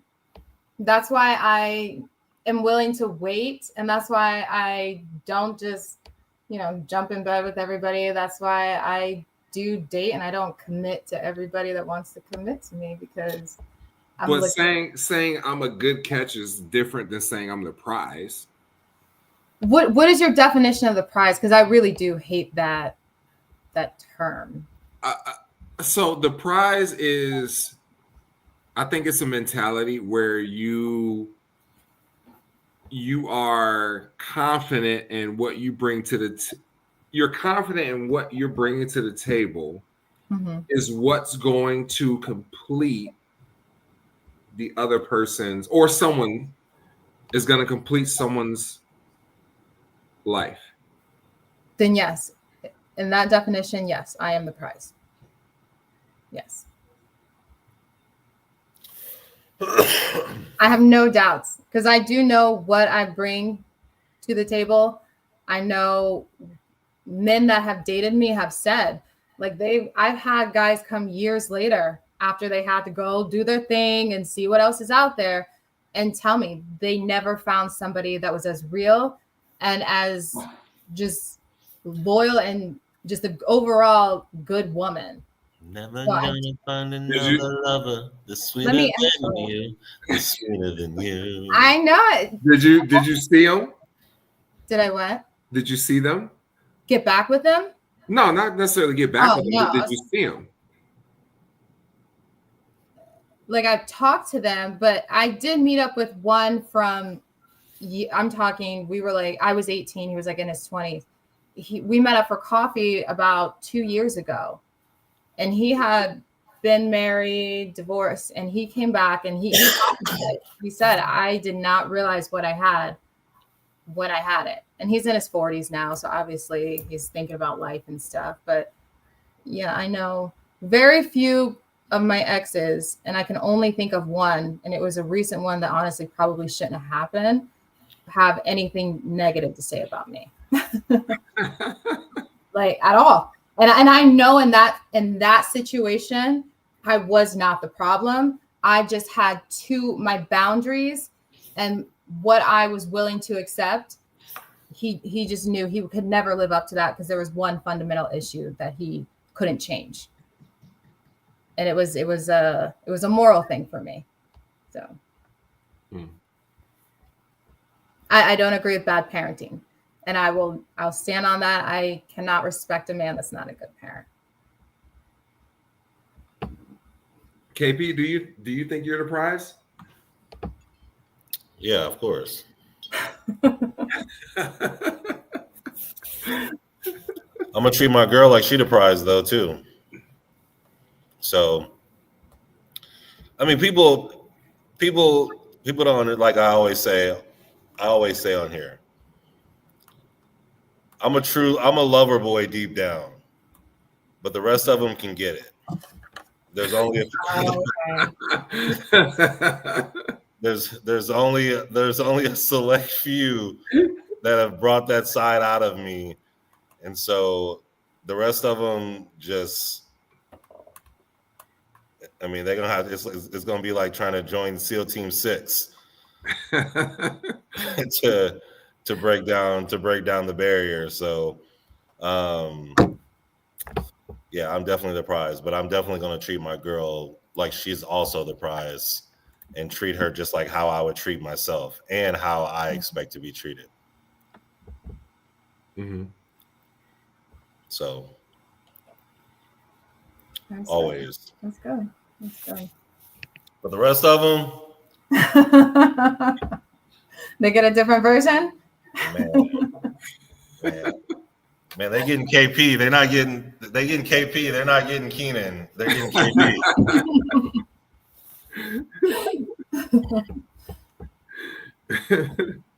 You know, because they too much playing around. Too much playing around, man. It's crazy. Girls will give you their number, talk to you for a couple days, then don't respond. Girls will give you their number, don't respond. But then you'll see them on Instagram. Oh, the heart pours out of my soul. Like some poetic shit. And I'm like, this. She don't even know what kind of blessing that she could potentially have. Like, oh my goodness. No, you might not be the blessing she wants right now. No, every girl can say that she has ignored some dude in her inbox at some point. I wasn't ignored. Maybe she just talked to you for a little bit and then was like, I don't know about this one. Because that happens to me where I'll think I'm interested and I give it, I entertain the conversation. Then I'm just like, what am I doing? I'm bored. This isn't it. See, I'm not used to that. I got my cousin Damaris. DT was good. Appreciate you for checking in. Tell Mitty I said what's up. He said, KP, you said it's never happened to you. What? You say you never gotten ignored? No, I didn't say that. Oh, I thought this was. I thought you said it never happened to me. She said something else that I said that's never happened to me before. I forgot. So you never talked to a woman and then realize like, she's not really what I'm looking for, and then you just kind of not dating, like, when somebody slips in your DMs, have you like entertained it every now and then, and they're like, I mean, girls don't really slide in my DMs, but like if I'm meeting someone out in public and we end up exchanging numbers, am I like, like this person isn't for me? Like, am I like that? Yes.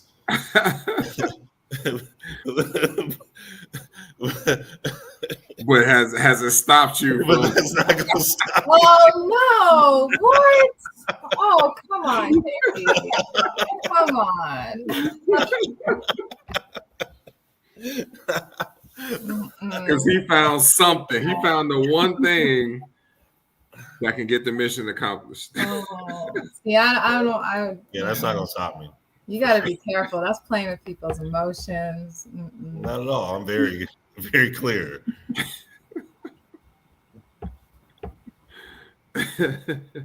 You say, well, she had nice eyes.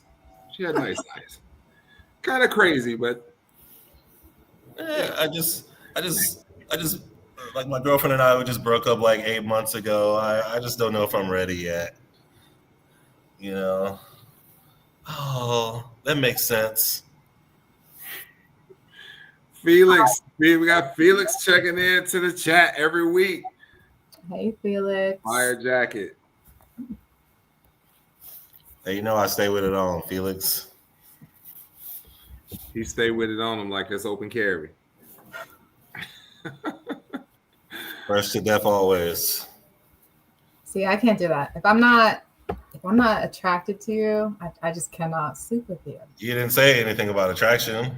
Right, But because even with the now we're emotional thing gonna for me, say, now we're gonna ask you, every dude that you've ever been with, you were 100% attracted to? no. And that's why I won't do it again. But no, I But don't. you did it. I can't. But you did But it. it wasn't enjoyable. So that's where sex becomes. It's not fun if I'm not attracted to the person, because I want to look at the guy and be like, "Ooh, yes."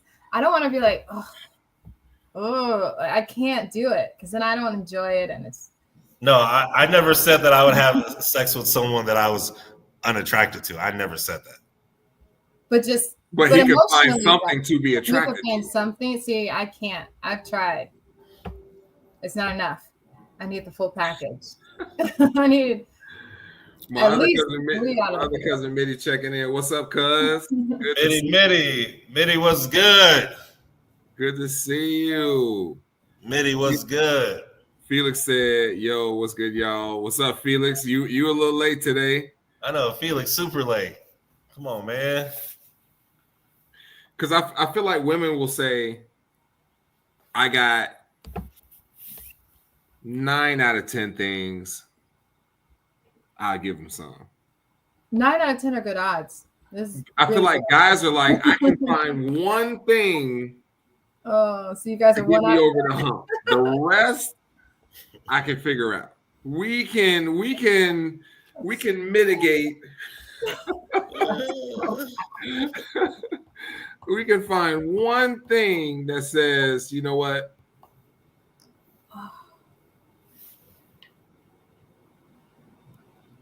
See, that just kind of. I mean, in my day, I've had a couple not so attractive chicks, but their dome game was just crazy. Like, I mean, gawk. So, like, of course, yeah. That's why y'all be having the ugly bodies. But what's crazy is a lot of women be having ugly bodies too, but they can justify that dude being attractive to them. Yeah. 1,000%.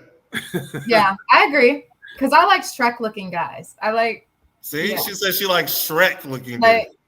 my best friend says I like medium ugly men. She's like, you like those real. Like with weird ears and hunchback and Not like hunchback. I like big men. I love big men. And sometimes the big men, their faces aren't as, traditionally attractive to other people. But I find if the character that comes to mind is Shrek, that's that bigness, like the big ogre body. My girlfriend always calls them Shreks. She's like, you love some Shreks. Do they know that that's the body type they fit? I don't know. They know now if they're watching. Yeah, somebody out there like, damn, she calling me Shrek? Right, damn, I thought I was doing good. But they're usually fit, just big. I just like big, juice. I like big men, like tall, big. I just like big. No neck. Yes. I'll take a big guy, a fat guy over a skinny guy. Jojo said, "See, I can't. I be butthurt losing the guys I had because they always tens. I try not to think about it." Felix said, "You like no neck dude." She was gonna say juicy. I mean, I almost said that too, but I squeezable. Squeezable. That's crazy. I mean, Shrek is a crazy comparison. I'm trying to think of somebody celebrity wise. If you was like, oh man, I like my dudes like Idris Elba.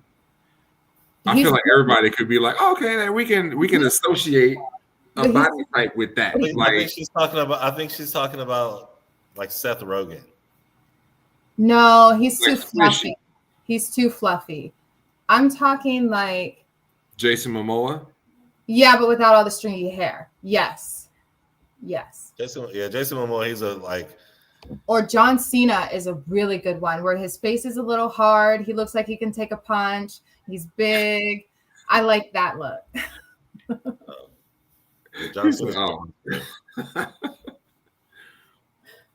Like Okay. Jalen Hurts is a good looking guy, but that's too pretty for me. He's beautiful. He too clean cut for you. He's too beautiful. Yeah, I don't like pretty men. Jalen Hurts is too clean cut. He's too pretty. Yes. Man, he had on this chocolate outfit the other day. It was just he looks good, but that's just not my. What about Denzel? He's good looking. He wouldn't like.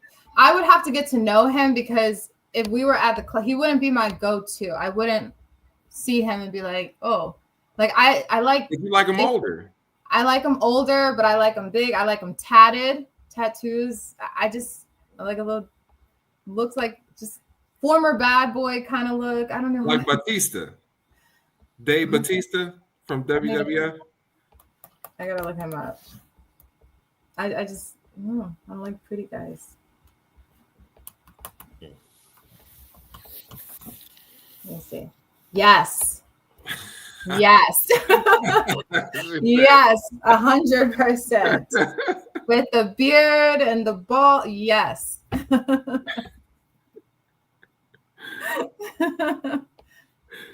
See, JoJo and I be good because we have opposite types. So that would work. Yeah, right. Y'all could go out together. Yeah, and you'd be like, help me get your dude. You help me get my dude. She'll get the cute guys. I'll get their dads. The big.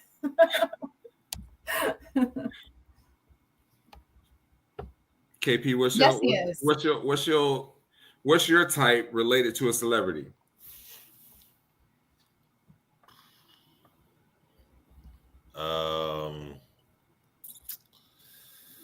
I like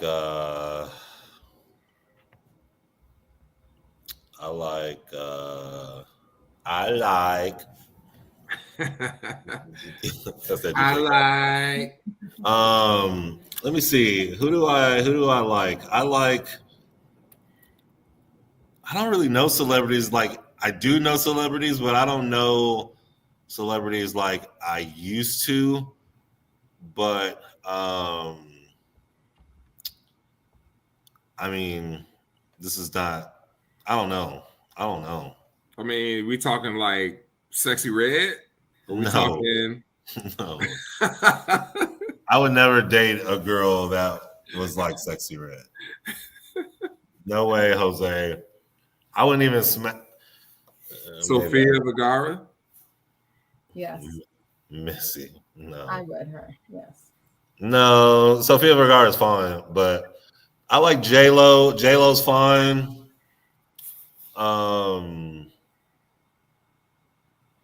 Yeah, I don't know, man. I don't really know. I don't know who the hot.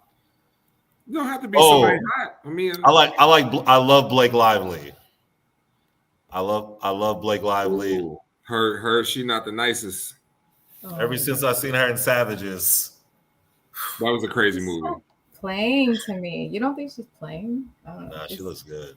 I mean, she like Girl Next Door. Like, but I wouldn't remember her. Like if I saw her, oh, she's cute. I wouldn't remember her. Like she's just kind of plain. Yeah. That's what I said. She like Girl Next Door, like kind of like more of a classic movie look. Not too curvy. If that's what you like. I'm an equal opportunist. It don't matter. I like them thick, skinny. I mean, you got to have at least one or the other, though. You got to have at least ass or titties. Most women don't have both, but some do. Most women don't have both. Or if you don't have either, you have to be absolutely beautiful.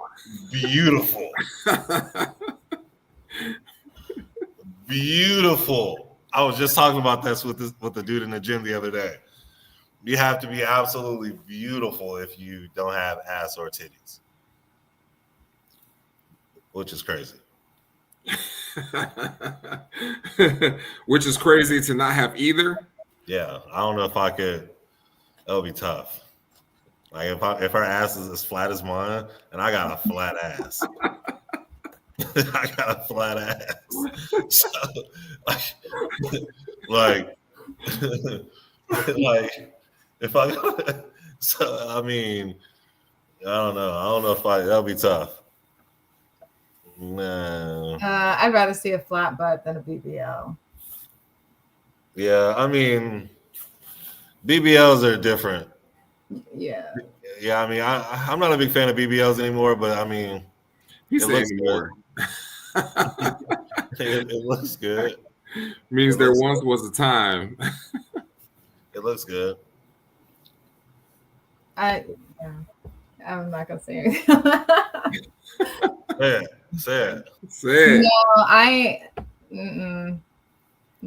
don't. I think you can always tell, and I'd rather see a Yeah, girl you can tell. with the gym. I love a good gym look where the legs and the butt it all matches. To me, that's top tier. It's the best. Yeah. A gym body is, in my opinion, Yeah. the best body. Like if I could date a girl that was built half soccer, half volleyball player, I would be in heaven. Absolute heaven. But you'll settle for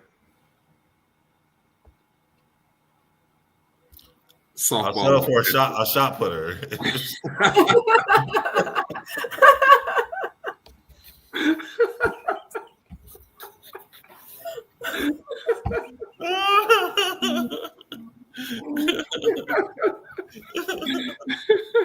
If someone just loved me, will someone just love me?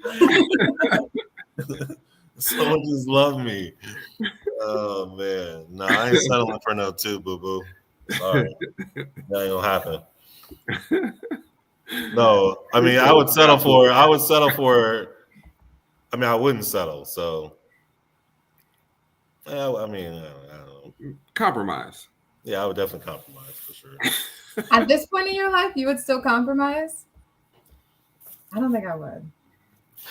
I mean, a girl doesn't have to be built It's like either that. that or be by yourself for the rest of your life. Hey. Yeah, I mean, I could do bad by myself, but I don't think I would settle for it to be comparatively to being alone. No. For a smash, yeah, I want to settle for a smash, but not to date someone, not to be with someone for long term. No. On the look side. Yeah, I mean, I don't know. On the look side, I mean, for my personal scale, she has to be at least a minimum a 7. A 7? What's a 7? What's a 7 to you men? I mean, you got, but so first of all, you got to take into consideration that there's, as a 7 is kind of comparative to a 10 because most women are not a 7. That's what I want to know, because to me 7 is very, very high. So I want to know what you guys' 7 is. The average, very high. For the average person to be a 7, I think is high. Nah, most women are not a 7. I think I don't think most people are 7s. That's true. That's true. Well, I'll put it this way. Every female that I have engaged with in a personal level that I was into, like truly into, were 7s and up. Okay. Every single last one of them. Where are you meeting these people? Because I in my day today, a 7 is high. A 7 is that's crazy. That's diabolical for you but to say. I'm in Southern California where everybody takes care of themselves, but it's different out here. Because I lived on the East Coast and I lived in the South. and it's different. So I would say a 7 is high. Yeah, it's different. It's different areas for sure. Yeah. I personally think East Coast women are better looking. I see 8s and 9s and 10s every weekend here in Scottsdale. 10s. Yeah, that's Scottsdale. Yeah. 10s. I don't know. So made up 10s or like 7s, 10s? 8s, and 9s. Yeah. You said made up 10s? Like made up or like a natural 10? Are we talking natural beauty 10s? Or are we talking I've had BBL, I've had my face I can't answer that if I'm seeing them out. Okay. Because no one is truly showing their real faces if we're getting really down to it, no matter if you're a 10 or if you're a 5.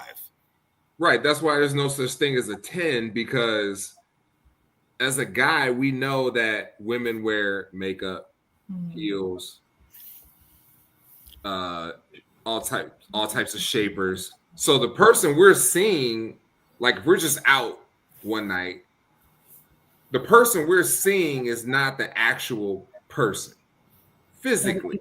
That's what I'm saying. Even going out, I feel like a 7 is high.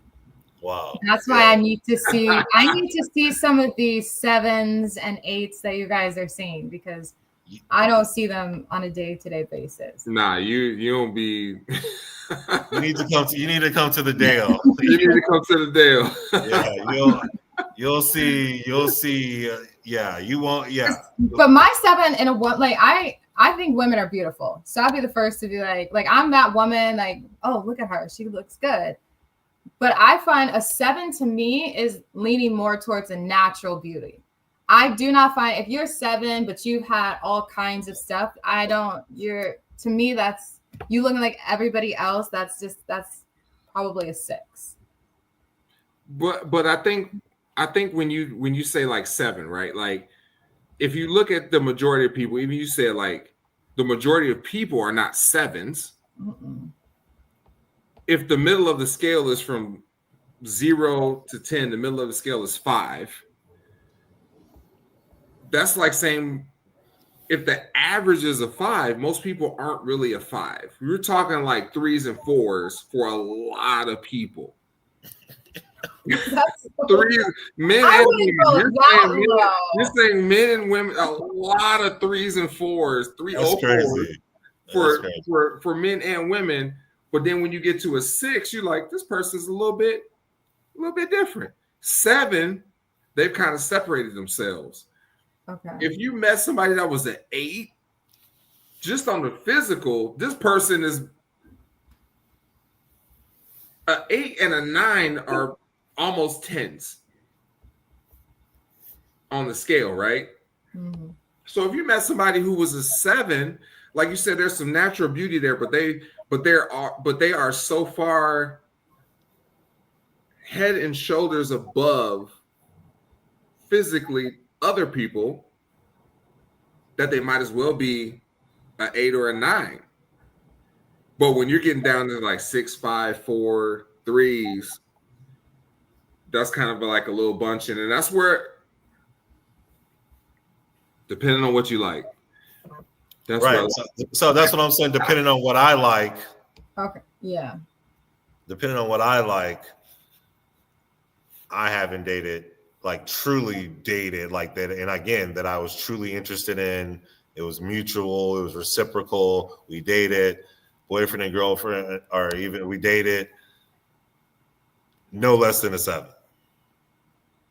Okay. JoJo said, I think women out here are more beautiful than Scottsdale, 100%. JoJo's in Atlanta. And I mean, the South is different, but more beautiful. I don't know about that. I agree with that. Some of the most beautiful, like I've never seen more naturally beautiful women than when I was in Georgia, Louisiana. That's where they were just stunning. I mean, I've never been, so I can't say, but naturally beautiful to you. You're not a dude. Yeah, and I think, but don't you think? I think my standards of beauty for another woman would be harder than. Nah, because girls tell their friends, "Girl, you are gorgeous" all the time, and they don't be. We need to go to Colombia. Felix is on the Passport Bros movement. Yeah.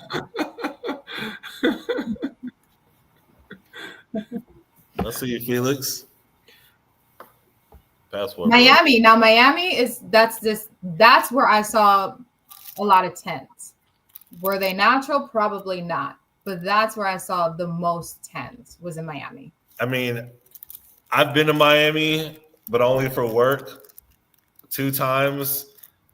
And in my personal opinion, I would say Miami is probably number 1 as far as beautiful women. I know Tampa's up there, but I would say Arizona probably has number 2 over Cali, and it's close. I'm not arguing. I would say after Miami or Florida, I would say Arizona has the best looking women in the United States after Miami, in my opinion. But I think that a lot of it depends on like where you're at in these places, right? Like if you're not including Cali in that, I think Cali's number 3. Well, why can't Cali be number 2? Are you saying like are you comparing that to like San Diego Cali, or are you comparing that to like Hidden Hills Cali? Are you comparing that to Los Angeles Cali is very different than Scottsdale. All of Arizona comparatively to California. State for state, as a whole. State for state, I think we have a better looking woman than a woman in California. Jojo said, so what makes a 10 to you guys? It encompasses a lot of things for me. It's a recipe, right? Like it's not just like one or a couple of things. I think that it's like a perfect combination of things, because even if you have like 3 or 4 things that are on your list, you could see them in a different woman and it not be the same. If that makes sense. Mm-hmm. Like if you said she got to be 5'8", 100 or whatever pounds, hair, nails done, natural hair, and tan, but you see that in another woman, you'd be like, it don't look as good on her. So it's not necessarily like a checklist, but it's more about that recipe in that woman and how she carries it. That makes it a 10. Jojo said KP just likes the kept woman. I don't even know what that means. Like a woman that just stays at home and you take care of her. Yeah, and like she has her nails done, her hair is always done, like she's a housewife. Like, yeah. No, I definitely don't want a housewife. I want someone who looks good. Felix said if they're not natural, can't be a 10. I disagree with that. I don't know about that. Ain't no girl. I won't say that. Jojo said, personality-wise, Scottsdale has the most dry-ass women I've ever met.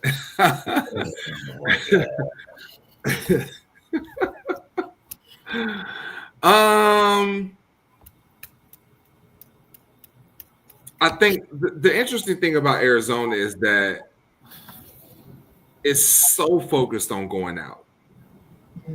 Like it's super focused on going to Old Town, clubbing, partying, like that, and that's like it. Like that is a lot of the people's personality, is just living from like Thursday to Sunday. So I can get where JoJo's coming from with that. I think other places don't have that environment where that's the only thing that's going on. Like Atlanta has tons of stuff going on. Scottsdale don't have that, you know. Scottsdale's not the hub for the music industry. Scottsdale's not the hub for the culinary industry. Really, they just got like Old Town, like 3 or 4 square blocks, and that's about it. California is different. California, hub for the music industry, hub for the entertainment industry, hub for, I don't know about culinary, but y'all got everything in California. Everything, yeah. A little bit of everything in California that Arizona don't have, which is going to attract people. But that one of the things that when I first moved to Arizona, I remember people told me, they said, this is where all the people who couldn't make it in California moved to. Is Arizona. Like the people who couldn't make it in acting, couldn't make it in music, couldn't make it in whatever, they moved to Arizona because it was cheaper than Vegas. And they could still get to Cali real quick if they needed to go for an audition or something, but they couldn't make it in Cali.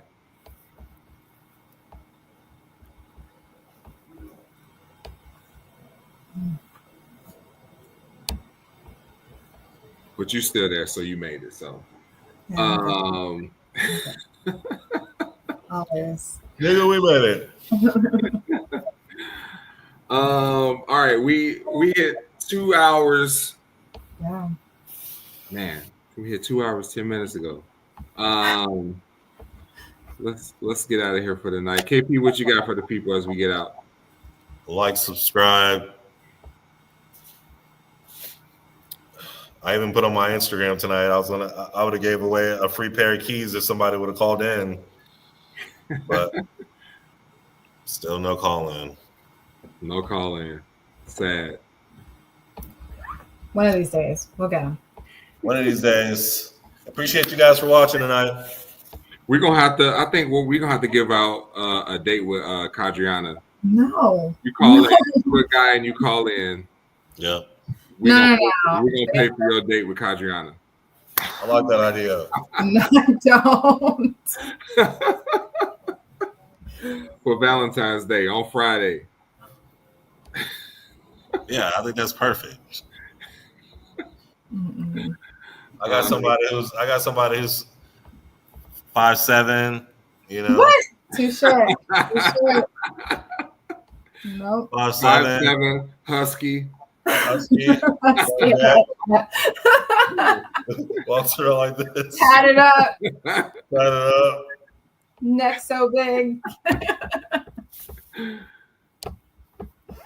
Kadriana, what you got for the people? Thank you to everybody who tuned in, especially the people who commented and engaged with us. Shout out to JoJo and Geneva and Felix, everybody. And don't forget to like and subscribe and follow everybody. And we'll see you next week. No, she don't got no boyfriend. Isn't she seeing? I see a lot of people. I see a lot. Talk that shit. See, it's cool when she say some shit like that. But if I was to say it, you'd be like, "Oh my god." No, I mean, I have no shame. I date. I'm single. Go on dates. See if you like somebody. Hopefully this year I find my somebody. But if not, there's always next year.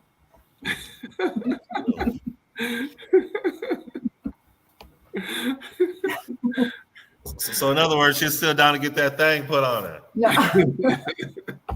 Yeah, so she said a few podcasts back. Yeah, that was a few podcasts back. That's done. All right, that situation has changed since then. That one is done. Hey, she be going through them, Felix. I'm dating right now. I'm actively trying to find one person. In between 6 and 9.5, you in the game.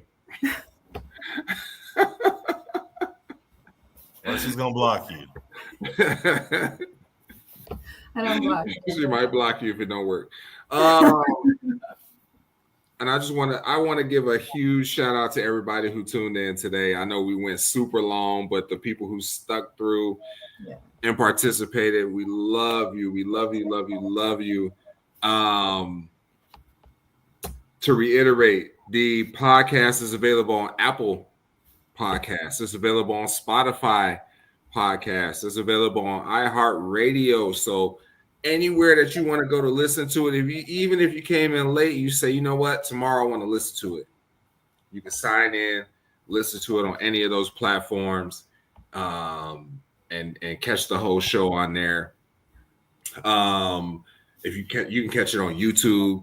You want to see our beautiful faces.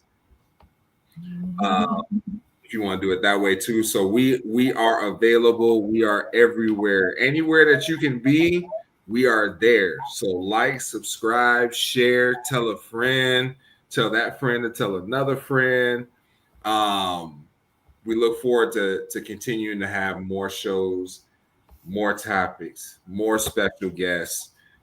We only getting started. It's going to get better and better and better. Next week, we'll have a special guest surprise for you guys. Look out for that announcement around Friday or Saturday. So we will have that special guest for you. Outside of that, like I said, we love everybody. Follow all of us on socials. You can follow KP, Instagram, Facebook. You can follow Kadriana, Instagram, Facebook. You can follow me, Instagram, Facebook. Most of y'all I'm already friends with. Jojo, we happy to see you again. Outside of that, we love everybody. Thank you guys for hanging in there with us. We can't wait to see you guys next Wednesday. Until then, we out.